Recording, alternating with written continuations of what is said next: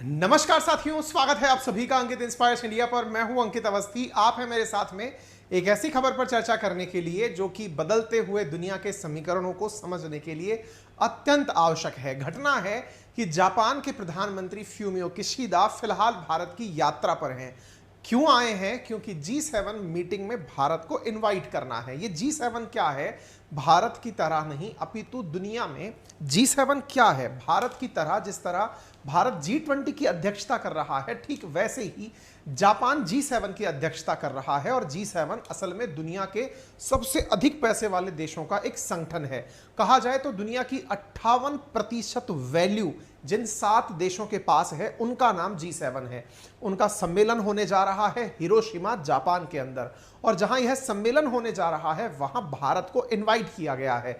यह वही G7 है जो 2014 तक G8 हुआ करता था, लेकिन रूस के द्वारा क्रीमिया पर एनेक्सेशन करने के बाद से G8 को G7 बना दिया गया और रूस को G8 से निकाल दिया गया। यह वही G7 है जिसमें जर्मनी, जिसको लास्ट ईयर जर्मनी में आयोजित किया गया था, तब भी भारत को इनवाइट किया गया था। रूस विरोधी बयान देने के लिए उकसाया गया था, लेकिन भारत उस समय भी कुछ नहीं बोला था। फिलहाल इसी कार्यक्रम के लिए जापान के प्रधानमंत्री भारत आए हैं, भारत को इनविटेशन दिया है और कहा है कि आप वहां पधारें। चलिए इस खबर को विस्तार से जानने का प्रयास करते हैं। क्या है पूरी कहानी, विस्तार से समझते हैं और जानते हैं कि किस तरह से यह फिलहाल के लिए काफी ज्यादा इंपॉर्टेंट है। जब आप इस घटना को समझें उससे पहले थोड़ा सा मैप जान लें। जब हम बात करते हैं जापान की, तो भारत के पूर्व की तरफ इंटरनेशनल डेटलाइन के काफी करीब स्थित है जापान। और जापान जो 4 आइलैंड से मिलकर बना है, होकाइडो, होन्शु, शिकोकू, क्यूशी, उनमें से एक जगह पर स्थित है हिरोशिमा। ये वही हिरोशिमा है जहां पर अमेरिका द्वारा once upon a time bomb गिराए गए थे। हिरोशिमा, नागासाकी अमेरिका द्वारा परमाणु बम गिराए जाने के कारण जाने जाते हैं, जहां पर लिटिल बॉय और फैट मैन नाम से न्यूक्लियर बॉम्ब गिराए गए थे। इसी हिरोशिमा में आयोजित होने जा रही है G7 की बैठक, जो कि 49वीं बैठक है, यानी 49वीं बैठक है जो कि आयोजित होने जा रही है। कहां पर होने जा रही है? तो हिरोशिमा के अंदर होने जा रही है। कब से कब तक? मई 19 से लेकर के मई 21 के बीच में आयोजित हो रही है। यह बैठक इस बार जापान में है और साल दर साल जो इनके पार्टिसिपेटिंग नेशंस हैं, उनके अंदर यह मीटिंग होती रहती है। G7, G8 और G20 में अगर आपको थोड़ा भी कंफ्यूजन है तो यह समझ लीजिए कि सभी G7 देश G20 के मेंबर हैं। G8 देश होते नहीं हैं, क्योंकि G8 2014 तक ही हुआ करते थे। आज एक बहुत बड़ा सवाल अक्सर दिमाग में आपके अटका रहेगा और वो ये है कि क्या चीन भी G7 सदस्य है? तो जवाब है नहीं। और ये जानना बड़ा रोचक है कि चीन, जो दुनिया की दूसरी सबसे बड़ी इकोनॉमी है, वो G7 मेंबर क्यों नहीं है, जबकि अमेरिका, आपके सामने जो देश दिखाई दे रहे हैं उनमें अमेरिका, जापान, फ्रांस, इटली, जो ये देश शामिल हैं, कनाडा या फिर मतलब ये ब्रिटेन, ये देश क्यों शामिल हैं? तो आंसर है इनकी प्रति व्यक्ति आय बहुत ज्यादा है। किससे ज्यादा है? अन्य देशों के मुकाबले। चीन की चूंकि प्रति व्यक्ति आय कम है, इसलिए इसे यहां पर शुमार नहीं किया हुआ है। ठीक है, तो G20 में तो है चीन, लेकिन G7 में नहीं काउंट होता है। इसी क्रम में जापान के प्रधानमंत्री हैं फ्यूमियो किशिदा, वो भारत आए हैं। क्या भारत को केवल इनवाइट करने आए हैं? जी नहीं, भारत के साथ में जापान के बहुत अच्छे व्यवहार रहे हैं। और ऐसे क्रम में जब ये भारत आए हैं तो इनके उद्देश्य 2 हैं। एक तो G20 के अंदर अपनी सार्थकता दर्शाना कि हम आपके साथ हैं, और G7 के नाम पर भारत को इनवाइट करना। और कुल जमा बात यह है कि रूस विरोधी माहौल बनाने में मदद करना। ऐसी स्थिति में जापान के प्रधानमंत्री फ्यूमियो किशिदा इंडिया की 2 दिवसीय यात्रा पर आते हैं और उनका एजेंडा क्या है, ये चर्चा में आने लगता है। हालांकि उनके हिसाब से वो Indo Japan special strategic and global partnership के लिए आए हैं, जिनका यहां पर स्वागत किया गया बाकायदा प्रॉपर तरीके से। फिर ये मतलब महात्मा गांधी को ट्रिब्यूट अर्पित करने के लिए राजघाट गए, प्रधानमंत्री मोदी G7 की जो हिरोशिमा मीटिंग है इसके लिए इनवाइट किए जाते हैं और भारत इनके इनविटेशन को एक्सेप्ट भी कर लेता है। इनके 2 दिवसीय दौरे पर जब ये दिल्ली पहुंचते हैं तो हैदराबाद हाउस में अपने डेलीगेशंस के साथ प्रधानमंत्री के साथ मीटिंग करते हैं। भारतीय डेलीगेशन और इनके यहां से आया हुआ उच्च प्रतिनिधि मंडल आपस में एक दूसरे के विचार एक्सचेंज करता है और भविष्य को लेकर के अपनी बातें करता है। ये तस्वीरें हैं जो ये दर्शाती हैं कि किस प्रकार से ये मीटिंग आयोजित की गई दिल्ली के हैदराबाद हाउस के अंदर। ठीक है, जापान ने कहा है कि वो बहुत अच्छे से कोलैबोरेट करेगा साउथ एशियन रीजन के अंदर भारत के साथ मिलकर के स्टेबिलिटी के लिए। ठीक है, अब सवाल करते हैं G7 के अंदर मेंबर देशों की। कौन कौन से देश हैं? Canada, France, Germany, Italy, Japan, United kingdom और यूएसए। इसके अंदर 2 संगठन कौन कौन से? यूरोपियन यूनियन के जो मेंबर हैं, जो यूरोपियन मेंबर के जो मेंबर है प्रेसिडेंट ऑफ यूरोपियन काउंसिल और प्रेसिडेंट ऑफ यूरोपियन कमीशन, ये एवर टाइम इनवाइटेड रहते हैं जब भी ये 7 देश मुलाकात करते हैं।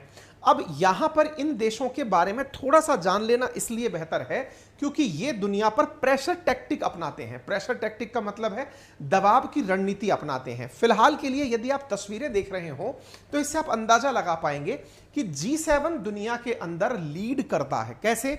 आप इधर देखिए, ये दुनिया की लगभग 43% जीडीपी कंट्रोल करता है। मात्र 7 देश और वो भी 43% जीडीपी और मात्र लगभग 10% आबादी इनके पास रहती है। इससे आप विचार कर सकते हैं 7 देशों के पास में दुनिया की लगभग आधी आमदनी है और 10% जनसंख्या निवास करती है। और तो और इनके पास अगर सारी संपत्ति जोड़ दिया जाए तो 2018 के आंकड़ों के अनुसार इन 7 देशों के पास दुनिया की 58% संपत्ति है।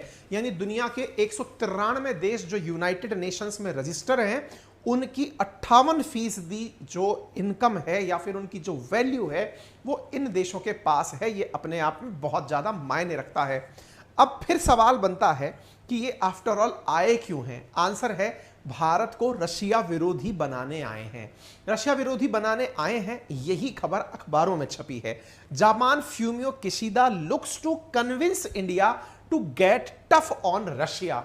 यानी कि जापान की तरफ से फ्यूमियो किशिदा इंडिया इसलिए आए हैं ताकि भारत रूस के खिलाफ सख्त लहजा अख्तियार करे। क्या ये पहले व्यक्ति हैं जो भारत को मनाने आए हैं या ये फहरिस्त लंबी है? आज के सेशन में डिटेल से इसी पर चर्चा होगी। और दूसरा, दुनिया में भारत क्यों रूस के साथ हमेशा रहेगा या रहना चाहता है, यह भी आज के सेशन के अंदर चर्चा का पात्र बनेगा। अब सवाल है, जापान का फ्यूमियो किशिदा जो है वो भारत को कन्विंस करने आया है। किसके खिलाफ?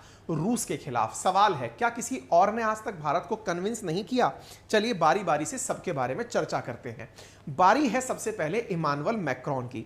हाल ही में एक खबर प्रकाशित हुई कि फ्रांस जो है वो भारत को अपनी तरफ आकर्षित करना चाहता है। क्यों करना चाहता है? ताकि वो रूस से भारत की जो आर्म्स डील हैं उन्हें वो अपने अंडर में ले सके। इसी प्रयास के लिए फ्रांस लगातार भारत के संपर्क में बना हुआ है। इसके चलते अमेरिका खुद भी कई बार प्रयास हालांकि कर चुका है कि भारत को अपने पक्ष में लिया जाए, लेकिन फिर भी वो भारत को लेकर सर्टेन नहीं है। उसे लगता है कि भारत के साथ जो हमारे रिश्ते हैं और जो रशिया के रिश्ते हैं वो थोड़े अनसर्टेन प्रकार के हैं, कहना मुश्किल है। यूके भी भारत को मनाना चाहता है। सबकी नजर असल में भारत और रूस के बीच में जो हथियारों का व्यापार होता है उसको अपने कब्जे में लेने की है। और उस हथियारों के व्यापार में फ्रांस भारत के साथ हालांकि राफेल डील ले चुका है, ऐसी ही एक डील यूके भी भारत से करना चाहता है। इसी के लिए वो लगातार भारत के संपर्क में है। आपको याद होगा बोरिस जॉनसन जब इंडिया आए थे तब भी उन्होंने भारत के साथ संयुक्त रूप से मिलकर वेपन बनाने का प्रस्ताव दिया था। ठीक उसी प्रकार से यूके भी भारत के साथ लगातार हाथ बढ़ाकर, और ये सब यूके, फ्रांस, ये सब G7 मेंबर हैं। इन सबको अल्टीमेटली क्या चाहिए कि भारत रूस से विलग होकर हमारे साथ जुड़ जाए और व्यापारिक संबंध रखे। इसी क्रम में यूक्रेन ने अमेरिका से कहा था कि वो भारत पर प्रतिबंध लगाए। क्यों? क्योंकि तमाम कोशिशों के बावजूद भारत रूस से ना वेपन लेना बंद कर रहा है और ना ही तेल लेना बंद कर रहा है। इन तमाम कोशिशों के बावजूद भारत का स्टैंड हमेशा बरकरार रहा और कहा कि देखिए हमारे आज के व्यवहार रूस के साथ नहीं है, लंबे समय से हमारी मित्रता रूस के साथ रही है। ऐसी स्थिति में भारत क्या फ्यूमियो किशिदा के प्रयासों से पिघल जाएगा? क्या क्या ये लगता है कि जब जापान हमें पिघलाने की कोशिश करेगा तो हम जापान के कहे अनुसार रूस विरोधी बयान दे देंगे? लगता तो होगा, लेकिन यह संभव नहीं है। ऐसी कोशिश G7 की मीटिंग में जर्मनी ने भी की थी। लास्ट ईयर ऐसी ही मीटिंग जो फिलहाल हिरोशिमा में होने जा रही है, ऐसी ही मीटिंग जर्मनी में हुई थी। वहां भी भारत को बुलाया गया था। पहले तो लग रहा था कि भारत को नहीं बुलाया जाएगा, लेकिन बाद में भारत को इनवाइट किया गया। Even though Bharat G7 member नहीं है, फिर भी स्पेशल इनविटेशन से इसे बुलाया गया और प्रयास किया गया कि भारत से रशिया विरोधी बयान दिलवा दिया जाए। लेकिन भारत इस तस्वीर को तो खिंचवा लिया, लेकिन एक भी शब्द रूस के खिलाफ नहीं बोला। इससे दुनिया के मन में यह प्रश्न तो क्लियर हो चुका है कि भारत को मनाने के तमाम प्रयास G7 देशों के विफल हो रहे हैं। तभी तो जब G7 देशों ने मिलकर के रूस पर प्राइस कैप लगाया तो भारत ने मुखर होकर इनकार कर दिया कि हम किसी भी प्रकार से रूस के विरोध में G7 के द्वारा लगाए गए प्राइस कैप को नहीं मानेंगे। और इसी कारण से रशिया ने भारत की तारीफ की थी कि आप G7 के दबाव में नहीं आए। उसी क्रम में फिलहाल फिर से कोशिश हो रही है, लेकिन लगता नहीं है कि वो भारत विरोधी बयान दिलवाने में कामयाब हो पाएंगे, क्योंकि भारत हमेशा से एक स्टैंड पर कायम है और वो ये है कि क्या केवल भारत के तेल खरीदने से ही इस युद्ध में फ्यूल मिल रहा है या फिर पैसा मिल रहा है। अर्थात भारत ये स्पष्ट रूप से दुनिया को कह चुका है कि हमारा तेल खरीदना हमारी जरूरत है और आपको लगता है कि इससे रूस को पैसा मिल रहा है तो हम इसकी जिम्मेदारी नहीं लेना चाहते। ये जयशंकर साहब का बहुत पुराना बयान है, काफी वायरल बयान है। अब सवाल बनता है कि आफ्टर ऑल ऐसा क्या है कि भारत रूस का साथ नहीं छोड़ता। पहला, भारत और रूस के रिलेशनशिप आज के नहीं है, बहुत पुराने हैं, जिसके ऊपर एक बार जयशंकर साहब ने कहा था कि रूस के साथ भारत की पसंद नहीं, मजबूरी था, क्योंकि वेस्टर्न वर्ल्ड के तमाम देश पाकिस्तान प्रेमी हो गए थे और वो पाकिस्तान के ही समर्थक हुआ करते थे। ऐसी स्थिति में हमारे पास गिवन इन दी चॉइस एक ही चॉइस थी। दूसरा, भारत को सस्ता तेल चाहिए, जो कि अमेरिकी प्रयासों से संभव नहीं हो पा रहा है, इसलिए भारत अपनी जरूरतों की पूर्ति के लिए रूसी सस्ता तेल लेता रहेगा।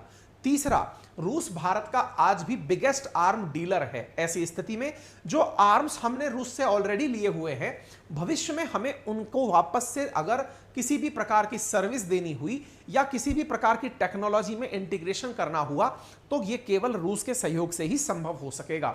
और चौथी सबसे बड़ी बात, यदि भारत ने किसी भी प्रकार से रूस को ढीला छोड़ दिया तो संभव है कि रूस और चीन एक हो जाएं और भारत के विरोध में चीन का दबदबा हो जाए। ऐसी स्थिति में भारत को चीन को काउंटर करने के लिए रूस को अपने साथ रखना भी जरूरी है।